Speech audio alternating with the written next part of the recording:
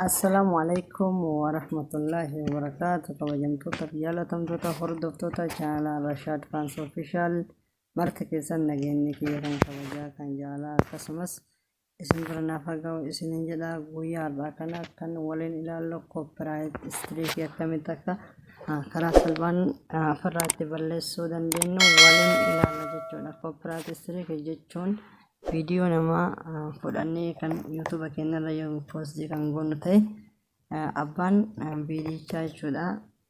Copyright streak kan namarratti godhu jechuudha. Viidiyichi keenya akka dirree nuuf hin qottare akkasumas akka nama biratti nuuf hin mul'anne abbichee viidiyichaa kan godhu jechuudha. Kanaaf copyright streak baay'ee tokko ulfaatadha jechuudha. Namoota hedduu kan chaaneela isa jalaa gubaa jiru jechuudha. Kanaaf karaa salphaan akkamitti akka balleessuu dandeenyu waliin ilaalla. Copyright streak jechuudha tokko hanga sadii tu jira jechuudha. Kanaaf inni tokkoffaan kun caarraa inni qabu jechuudha. Guyyaa 90f akka viidiyoo chaaneela keenya irratti gadi hin lakkifne nu uggura.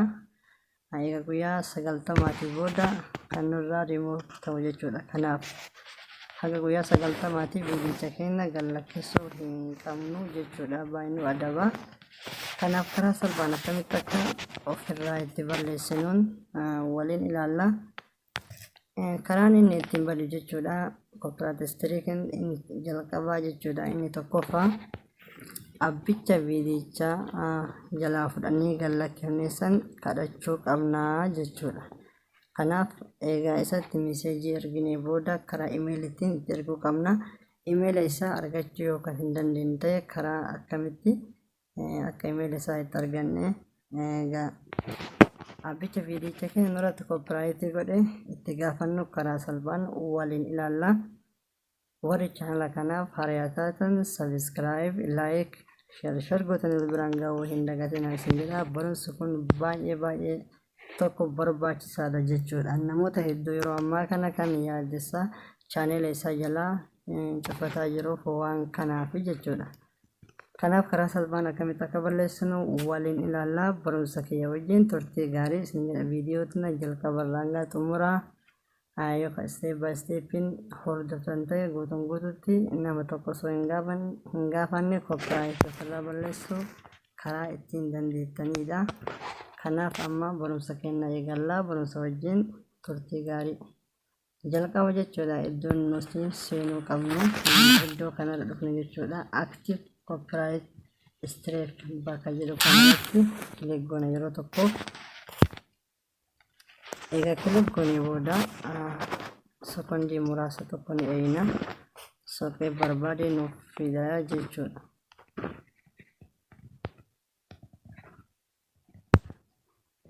Egaa haala kanaan inni nuuf fide gadi buuna jechuudha. Tokko viidiyicha keenya kanarratti copyright ta'e viidiyoo kana jechuudha. Viidiyoo kanatti nurratti copyright ta'e jira waan ta'eef viidiyicha kana nuuf fidee jira jechuudha. Kan copyright nurratti ta'e kanaaf iddoon nuti imeela nama nurratti godhee ittiin argachuu dandeenyu isa kana jechuudha. Iddoo kanarra dhufna.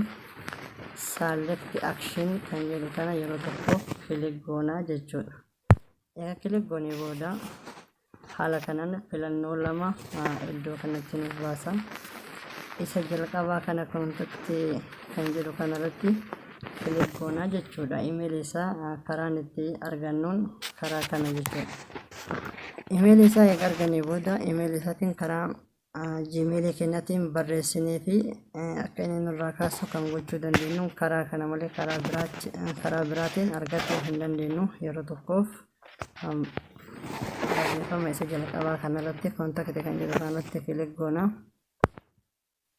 Egaa kilik goonee booda namni copyright nurratti viidiyoo kana godhe jechuudha. Isa kana imeela isaa haala kanaan iddoo kanatti akkatti nuuf mul'isa. Isa kanatti nurratti copyright godhe jechuudha. Viidiyoon kan isaati. Kana waan ta'eef copyright address kan jedhu kana yeroo tokko kilik goona. Egaa goonee booda imeela isaa copy goonee jirra jechuudha.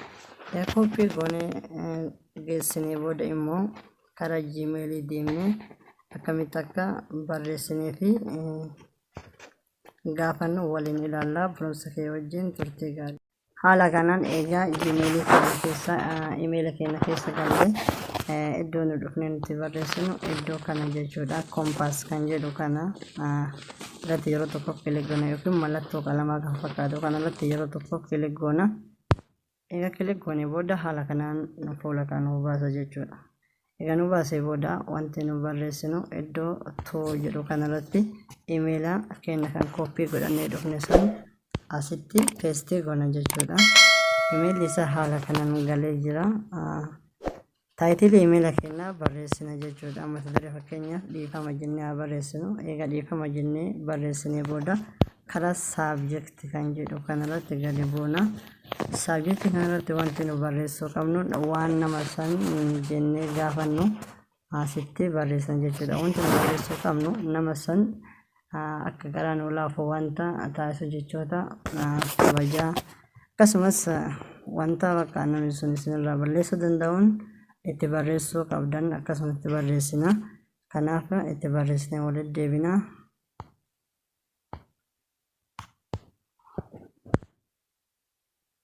Egaa haala kanaan barreessinee booda barreeffamicha keenya jechuudha wantoota feene itti barreeffachuu dandeenya. Amma fakkeenya akka fakkeenyaatti asitti barreessa jechuudha. Isin agarsiisumaaf haala kanaan akkatti barreessa jechuudha. Egaa haala kanaan barreessee geessee booda immoo linkii viidiyoo keenyaa san finnee karaa dhumaa kanarra kaa'uu qabna jechuudha. Namichi karaa salphaan akkuma dhufeen linkii rimuuf nu jalaa taasisan gadtoqee akka irraa nu balleessuu danda'uuf jala kana kaawwachuu qabna jechuudha. Kanaaf viidiyichi kenna waan rimuuf ta'ee jiruuf linkii isaa argachuu waan hin dandeenyeef karaa biraatiin akkamitti akka argannu waliin ilaalla.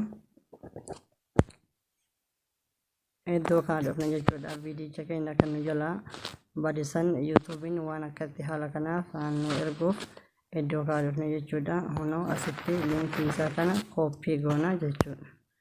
Kooppii eega goonee booda viidiyicha keenya eega haala kanaan kooppii goonee booda dhayinee achitti poostii goona jechuudha. Amma linkii kooppii goonee dhufne san jechuudha. Karaa dhumaa kanarratti akkatti gadi qabne yeroo tokkoof peestii itti goonaa jechuudha. Linkicha keenya eega haala kanaan peestii goonee booda iddoo kana dhufne xumurree jirra. Isin wanta barbaaddan akka fakkeenyaatti kana barreesse malee isin waan barbaaddan itti barreeffachuu dandeettanii dhufne iddoo kanarratti seendii goona jechuudha. Wanti nuuf hin jiru seendii itti goonee jirra. Haala kanaan meseejiin keenya nuuf jira. Namichi kan email isaatirra yoo galee karaa salphaan irraa balleessuu danda'a jechuudha. Kanaaf karaa salphaan isin agarsiisu jedhee yaada. Viidiyoo sana haga dhumaatti ilaalaa isiniin jedha. Step by stepin karaa salphaan akkamitti akka balleessuu dandeenyu waliin ilaalle. Warri haaraa taatanii viidiyoo tana ilaalaa jirtan subscribe, like, share gootanii wal biraan ga'uu hin dagatinaa isiniin jedha. Haga viidiyoo biraatiin walitti deemnutti turtii gaarii. Warri gaafii qabdan koomentii jalatti wanta gaafii isinitti mariisaa gaafadha. Viidiyoon qabadhee isiniif dhufa. Turtii gaarii.